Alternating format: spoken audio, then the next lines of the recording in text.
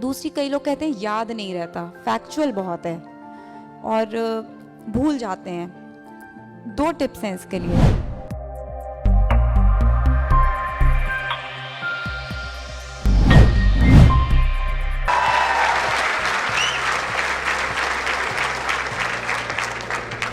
Prelims की बात करती हूँ। प्रीलिम्स के लिए प्रैक्टिस, मैंने क्योंकि पहली बार में प्रीलिम्स अपना नहीं क्वालिफाई किया था तो बहुत डरी हुई थी इस बार कि प्रीलिम्स निकलना चाहिए। विनीत ने पहली बार में निकाला है तो वो समझते हैं कि कितनी मेहनत लगती है प्रीलिम्स में।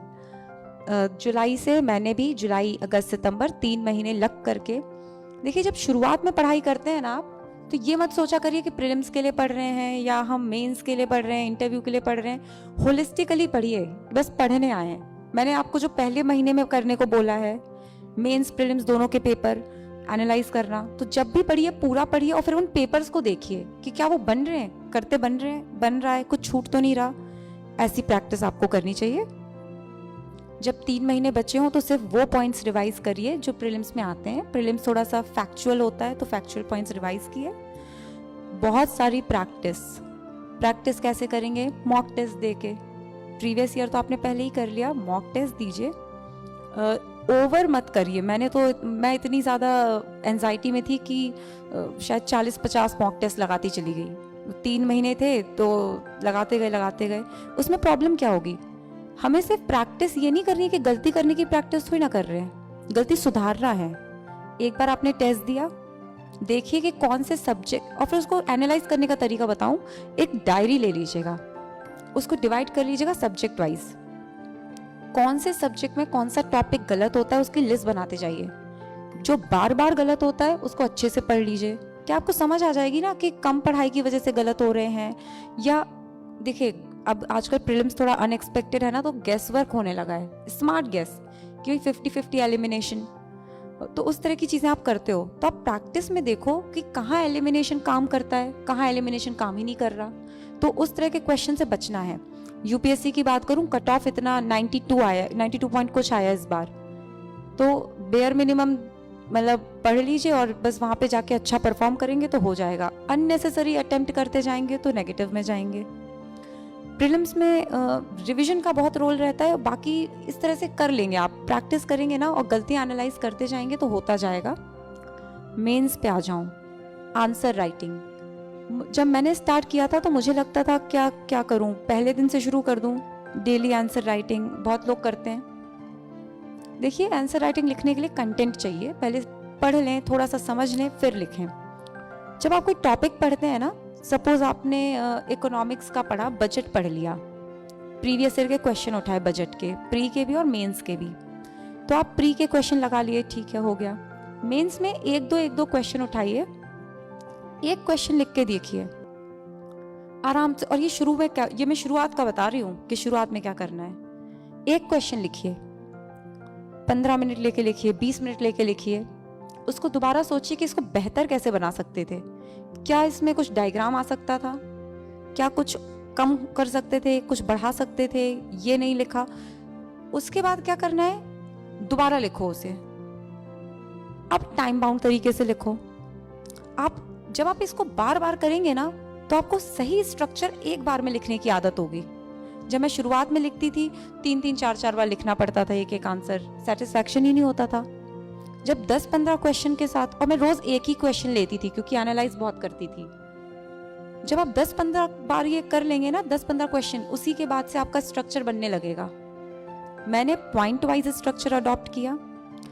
डायग्राम और जो फिगर, ग्राफ वगैरह, मैप बनाना चाहिए, अननेसेसरीली नहीं बनाना चाहिए कि अच्छा खासा पॉइंट में लिख रहे थे तो वो गोला बना के और वो एरो बना दिया, कुछ बना दिया। वो ना हमें पढ़ने में अच्छा लगता है ना एग्जामिनर को, अगर कुछ अच्छा वो डायग्राम वहाँ पे एक्सप्रेस करे, कुछ फ्लो चार्ट दिखाए, कुछ वेन डायग्राम दिखाए तो ठीक है। मैप तो इम्पॉर्टेंट है, जहाँ कहीं भी किसी की भी लोकेशन की बात हो तो मैप बनाइए। भारत का मानचित्र बनाने में आपको हार्डली 10 से 20 सेकंड लगने चाहिए, रफ बनाइए, वहाँ कोई आपकी ड्राइंग नहीं जज कर रहा। तो मेंस में एक ये, जब प्री हो जाए और मेंस आने वाला हो तब टेस्ट सीरीज ले लीजिए जहाँ भी आपको अच्छा लगता हो, उससे लिखने की प्रैक्टिस आएगी। टाइम बाउंड तरीके से पढ़ने की आदत होनी चाहिए। अब तीसरी स्टेज जो इंटरव्यू है, वहाँ पे इतनी मेहनत नहीं लगती, क्योंकि वहाँ पे आपके व्यक्तित्व का परीक्षण हो रहा है।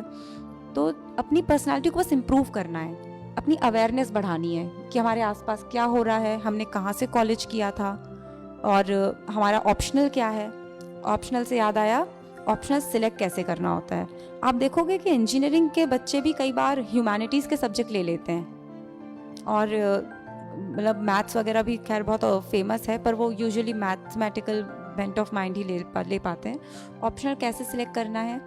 नंबर 1 इंटरेस्ट, क्योंकि पढ़ना पड़ेगा, लिखना पड़ेगा, इंटरेस्ट होना चाहिए। सिलेबस थोड़ा सा लिमिटेड हो, मतलब जैसे जो डॉक्टर्स होते हैं मेडिकल साइंस लेके जो लोग निकालते हैं, थोड़ा सा लेंदी हो जाता है। उनका बैकग्राउंड है ठीक है, पर फिर भी वो बताते हैं कि लेंदी पढ़ा। तो सिलेबस थोड़ा सा लिमिटेड हो, रिसोर्सेज अच्छे से मिल जाएं और थोड़ा सा प्रीवियस ईयर में उसका परफॉर्मेंस ठीक ठाक रहा हो, मतलब बच्चे निकलते हों वो ऑप्शन लेकर के। मैंने तो सोशियोलॉजी लिया था, 2 साल डिग्री के हो गए थे, कुछ ज़्यादा याद नहीं था तो, और फिर इंटरेस्ट भी थोड़ा सा सोशल चीज़ों के बारे में हो रहा था, तो फिर मैंने सोशियोलॉजी ले लिया। और ऑप्शनल की बात भी हम क्वेश्चन सेशन में कर लेंगे अगर किसी को पूछना हो, क्योंकि सोशियोलॉजी सबका नहीं होगा। इंटरव्यू में थी मैं, हाँ। इंटरव्यू में बाकी अपनी जानकारी, मैनरिज्म, जब आप वहाँ पर जाएं आपकी ड्रेसअप ऐसी हो कि भाई आप एक ऑफिसर बनने वाले हैं, तो कैसे दिखना चाहिए आपको। जो लोग होते हैं वो काफ़ी एल्डरली हैं, एक्सपीरियंस्ड हैं, तो मैनरिज्म आपकी एक politeness in your behaviour, don't interrupt, don't argue, give your arguments with logic, but don't just be rude with them or just run behind a fact or something. इस तरीके का अगर आप रखेंगे, थोड़ा out of the box solution. जैसे मुझसे पूछा मध्य प्रदेश टूरिज्म, तो मैंने बोला बहुत सारे फोर्ट हैं यहाँ पे, तो एक रॉयल वेडिंग डेस्टिनेशन भी बना सकते हैं इसको, और बना भी रहे हैं।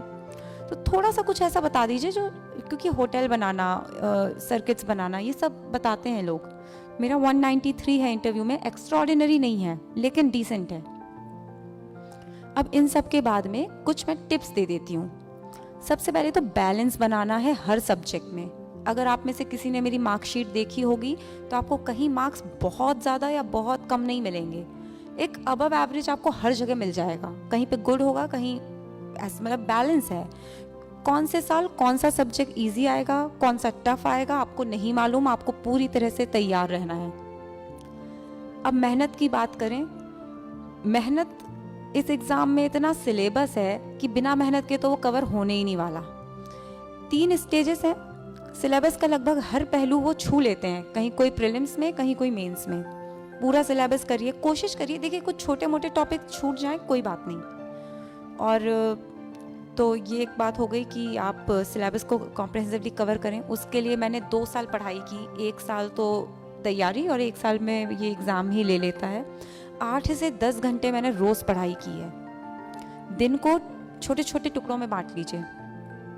शुरुआत में थोड़ा मन ज़्यादा लगता है, 4 घंटे, फिर 2 घंटे का ब्रेक ले लिया, लंच कर लिया, थोड़ा सा फ्रेशन अप हो गए, फिर 2 घंटे पढ़े, फिर रेस्ट किया।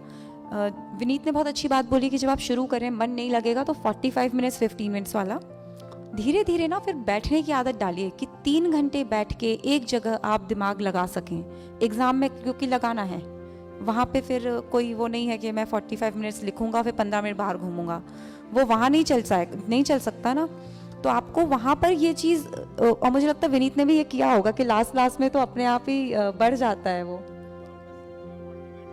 बिल्कुल, हाँ, ये उनने सही कहा। जब मन ना लगे तो ये बहुत अच्छा है कि चलो 45 मिनट पढ़ लेते हैं, और जब शुरुआत करें ना तब ये बहुत काम आती है। मैंने जब शुरू किया था तो बैठने में मन नहीं लगता था, तो यही 45 मिनट बैठे, 10 मिनट थोड़ा सा रिलैक्स या कुछ यूट्यूब पे वीडियो, और वो धीरे धीरे बढ़ाते जाइए। 45 की जगह फिर 50, 50 से 55, इस तरीके का।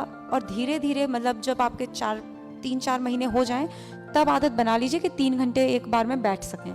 एग्ज़ाम हॉल में बैठना है, दिमाग लगाना है। ये हो गई एक बात। दूसरी, कई लोग कहते हैं याद नहीं रहता, फैक्चुअल बहुत है और भूल जाते हैं। 2 टिप्स हैं इसके लिए। एक, लिख करके पढ़ना है। यदि आप सिर्फ आंखों से देख करके ज्ञान ले लेते हैं तो फिर वो ज़्यादा दिनों तक टिकता नहीं है। जब मसल्स प्रेस होती है ना हाथ की, और थोड़ा सा एनर्जी जाती है, थोड़ा सा पेन होता है हाथ में, तब हमको बिल्कुल लंबे समय तक याद रहता है ब्रेन में। और ये आपने एक्सपीरियंस किया होगा, कोई चीज़ लिख लीजिए आपको याद रहेगी। एक और टिप कि कैसे याद रखें, रिवाइज कैसे करें। जब आप पढ़ने बैठेंगे ना पहली बार में सिर्फ समझिए कि भाई एक बार पढ़ लिया, कंसेप्चुअल क्लैरिटी ले ली। दूसरी बार कुछ अंडरलाइन, कुछ हाईलाइट, कुछ नहीं। दूसरी बार में जब पढ़ रहे हैं ना, एक पेंसिल लेके हाईलाइट करिए उसको। क्या हाईलाइट करेंगे? जो इंपॉर्टेंट पॉइंट्स हैं या जो भूल रहे हैं। तीसरी बार जब आप उसको पढ़ेंगे ना, तो एक पेन लेकर के पढ़िए। अब जो हाईलाइटेड पोर्शन है वही पढ़ना है। उसमें से भी कुछ चीजें होंगी जो अभी भी भूल रहे होंगे, पेन से हाईलाइट कर लीजिए। चौथी बार में पढ़ेंगे, हाईलाइटर से पढ़िए। जो अभी भी भूल रहे हो, हाईलाइट कर दिया। अब ये जो हाईलाइटेड चीजें हैं, इनको जब आप रिवाइज करने के लिए जाएंगे, और चिंता मत करिए, हम लोगों की किताबें भी काफी रंगी हुई होती थी। सोचते थे कि पेज में से 3-4 लाइनें निकलेंगी, कई बार आधा पेज निकल आता था। उसकी कोई दिक्कत नहीं है, वो बाद में धीरे धीरे रिफाइन होता जाएगा। जो हाईलाइटेड पोर्शन है उसको रिवाइज करना है लिख करके। नोट्स नहीं बनाने का बोल रही, सिर्फ लिखने का बोल रही हूँ। रफ निकलनी चाहिए, मतलब मेरे रूम में से इतनी रफ निकल आती थी हर महीने, क्योंकि लिख करके पढ़ती थी। ये 2 चीज़ें आपको काम आएंगी जब रिवाइज कर रहे हैं। आप हाईलाइटेड पोर्शन रिवाइज करिए, ज़्यादा भूल रहे हैं स्टार मार्क लगा लीजिए। जब ऐसे बार बार दोहराते रहेंगे ना, 1 बार 2 बार 3 बार, चीज़ें अपने आप दिमाग में सेटल हो जाएंगी। और प्रैक्टिस तो आप करेंगे ही। एक बात तो हुई ये। दूसरी चीज़, नोट मेकिंग। नोट्स मैंने प्रीलिम्स के लिए नहीं बनाए, उन चीज़ों के लिए नहीं बनाए जहाँ, जैसे कोई किताब है, अब उसी में से पढ़ना है, तो क्यों उसको पहले हाईलाइट करेंगे, फिर वही हाईलाइटेड चीज़ें लिखेंगे, फिर उनको पढ़ेंगे। कोई सेंस नहीं है उस बात का। ज़्यादा अच्छा नोट्स वहाँ बनाइए जहाँ पे चीज़ें एक जगह नहीं मिलती। मेंस के लिए काम आएगा। मेंस में वो क्वेश्चन क्योंकि मल्टी डायमेंशनल होते हैं कि डिस्कस, एनालाइज, ये वो। कोई भी टॉपिक पढ़ा, मैं 1 पेज लेती थी। सपोज टॉपिक है एग्रीकल्चर, तो बहुत वास्ट टॉपिक है। मैं कौन सा टॉपिक बोलूँ मैं, चलिए प्राइवेटाइजेशन ले लिया। व्हाट इज प्राइवेटाइजेशन, अभी क्या हो रहा है, इस तरह के 2-3 लाइन में। इसके चैलेंजेस क्या हैं या प्रॉब्लम्स क्या हैं, इसके एडवांटेजेस क्या हैं, what is the government doing, government को और क्या करना चाहिए, और एक ओवरऑल विजन क्या है हमारा। विजन आपका कंक्लूजन बन जाएगा। मेंस के आंसर राइटिंग में डेटा इंपॉर्टेंट है, क्योंकि कई बार खोलने में क्वेश्चन को वो मदद कर देता है आपकी। तो क्या करना है, शीट्स लीजिए, हाफ में डिवाइड करिए। एक लिखिए एजुकेशन, विमेन, जो डेटा मिले, डेटा अच्छी क्वालिटी का, ये उल्टे सीधे सोर्सेस नहीं। यूनाइटेड नेशंस के जो आते हैं, UNEP, यूनिसेफ, जैसे यूनिसेफ का कोई डेटा आ गया एजुकेशन पे, एसर की रिपोर्ट है, मिनिस्ट्री ऑफ अर्थ साइंसेस का एनवायरनमेंट को लेकर के, ऐसे WHO का कोई रिपोर्ट है, ऐसे डेटा यूज़ करिए। इकोनॉमिक सर्वे का डेटा यूज़ करिए, बजट का डेटा यूज़ करिए, और कोट करिए कि according to economic survey this. उससे क्या होता है, क्वेश्चन को क्रेडिबिलिटी मिल जाती है। और ये आपको हर एक टॉपिक के लिए बनाना है डेटा शीट, ये आपको बहुत काम आएंगे। एसेज वगैरह लिखने में भी आपको ये हेल्प करेगा।